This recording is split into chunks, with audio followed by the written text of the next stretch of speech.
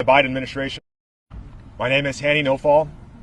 I was a submarine officer for over 10 years, and I resigned in November 2023 during the Biden administration when I recognized very early on that this was in fact a genocide, and the United States government was fully and unequivocally backing that genocide.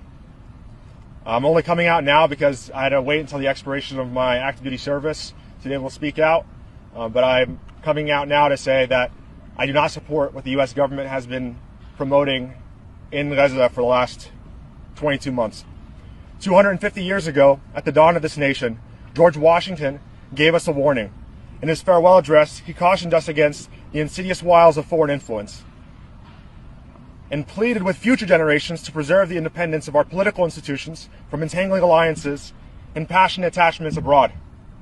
He did not do this out of isolationism or fear, but out of the deep understanding that the strength of the Republic lies not in its might, but in its moral clarity. Not in who it can dominate, but in who it can resist. I speak to you today as someone who wore the uniform of this country for over a decade, who stood the watch aboard a nuclear submarine as an officer, entrusted with one of the most powerful arsenals on Earth. I swore an oath to support and defend the Constitution of the United States against all enemies, foreign and domestic.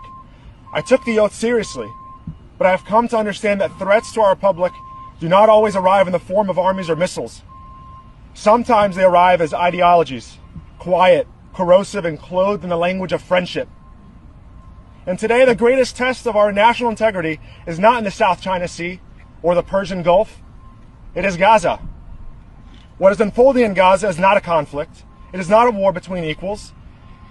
It is a calculated starvation, bombing, and displacement of a captive civilian population executed by the Israeli government and made possible by the full backing of the United States.